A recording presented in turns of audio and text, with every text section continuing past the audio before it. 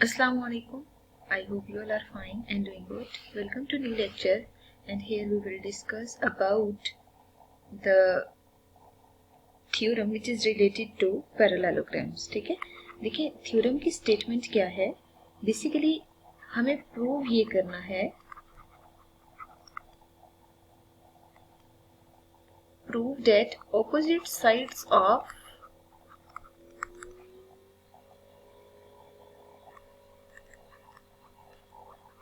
quadrilateral are congruent.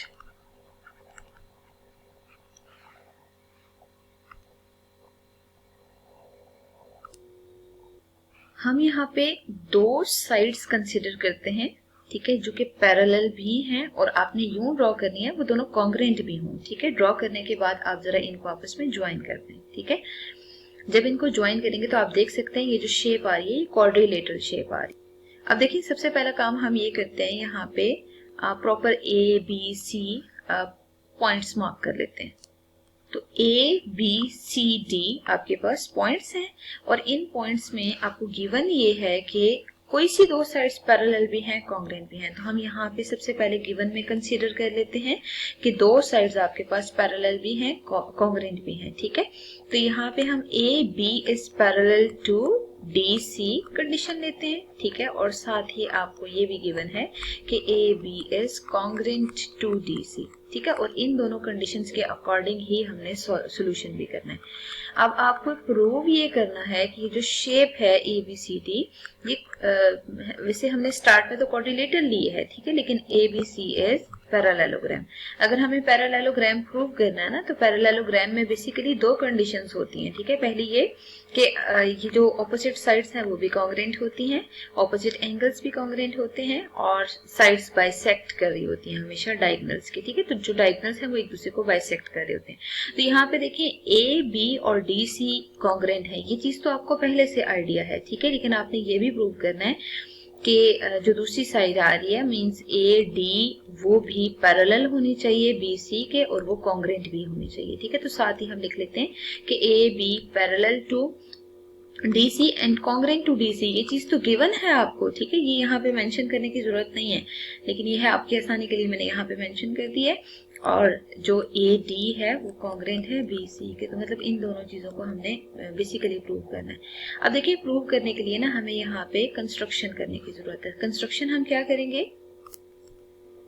जो shape आपको given है उसी में जस्ट आपको डायगोनल ड्रॉ करना है. ठीक है, तो कंस्ट्रक्शन में आप क्या करें, यहाँ पे डायगोनल ड्रॉ करना है. डायगोनल का मतलब क्या होता है कि हमें यहाँ पे बेसिकली ए को सी से ज्वाइन करना है. ठीक है, तो ए को सी से ज्वाइन करते हैं और जो कंस्ट्रक्शन है वो मैं साथ रेड पेन से मार्क कर रही हूँ. ठीक है, और आप क्या करें, यहाँ पे angle 1, angle 2, angle 3 and angle 4 mark करते हैं. ठीक है, it's up to you, naming आप अपनी चॉइस से कर सकते हैं, कोई अल्फाबेट लेट कर लें या किसी भी फॉर्म में लेट कर लें आप. ठीक है, अच्छा अब देखें, अगर फॉर एग्जांपल आपको ये गिवन है कि बेसिकली यहाँ पे ए बी साइड और डी सी आपस में इक्वल हैं, तो कंस्ट्रक्शन में तो हमने डायगोनल ड्रॉ किया है. जो आपने डायगोनल ड्रॉ किया है उसके लिए लिख दें कंस्ट्रक्शन में कि हमें ड्रॉ अ डायगोनल.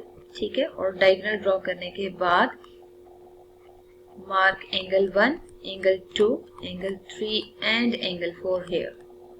ठीक है, फिर हमें यहाँ पे स्टेटमेंट और रीजंस कंसीडर करने हैं. ठीक है, तो स्टेटमेंट और रीजन में हम क्या करेंगे, सबसे पहले हम यहाँ पे स्टेटमेंट और रीजन में प्रॉपर कंसीडर करते हैं इस फिगर को. ठीक है, और इसमें आप चेक करें कि डायगोनल ड्रॉ करने के बाद ना हमारे पास दो इक्वल बेसिकली ट्रायंगल्स यहाँ पे ड्रॉ होती हैं. ठीक है, वो जो दो ट्रायंगल्स है ना, जरा इन दोनों को हम कोरेस्पॉन्ड कर लेते हैं. एक ट्रायंगल है ए सी डी और दूसरी वाली जो ट्रायंगल है वो हमें नजर आ रही है, that is A C B. ठीक है, और इन दोनों ट्रायंगल्स में जरा फोकस करें. हमें यहाँ पे आइडिया है कि A B is basically congruent to D C. तो ए बी डी सी के कॉन्ग्रुएंट क्यों है, क्योंकि आपको स्टेटमेंट में गिवन है. ठीक है, अच्छा इसके बाद आप देखें कि एंगल 1 और एंगल 4 आपस में कॉन्ग्रुएंट होंगे. ठीक है, एंगल 1 और 4 क्यों कॉन्ग्रुएंट है, क्योंकि आपके पास ये अल्टरनेट इंटीरियर एंगल आ रहे हैं. ठीक है, अल्टरनेट इंटीरियर एंगल वो एंगल्स होते हैं कि जब दो पैरेलल लाइंस हों उनको आप उनमें अगर आप एक ट्रांसवर्सल ड्रॉ करते हैं तो वो जो लाइन आप ड्रॉ कर रहे हैं जिसको मैं ट्रांसवर्सल कह रही हूँ, उनके दोनों एंड्स पे जो इंटीरियर एंगल्स आ रहे हैं बेसिकली उनको अल्टरनेट इंटीरियर एंगल कहते हैं। ठीक है, तो यहाँ पे आप देख सकते हैं एंगल 1 और 4 अल्टरनेट इंटीरियर है। अच्छा, उसके साथ आप 2 और 3 को भी देख सकते हैं, they are also alternate interior angles. ठीक है, अगर ये दोनों ऑल्टरनेट इंटीरियर एंगल्स आ रहे हैं ना, इसका मतलब ये है कि ये दोनों कॉन्ग्रेंट होंगे। ठीक है, अगर ये कॉन्ग्रेंट है तो बेसिकली 3 स्टेप हमें मिल गए हैं, तो बेसिकली ये दोनों ट्राइंगल्स कॉन्ग्रेंट होंगे। लेकिन ये किस पोस्टुलेट के थ्रू आपने प्रूव किया है?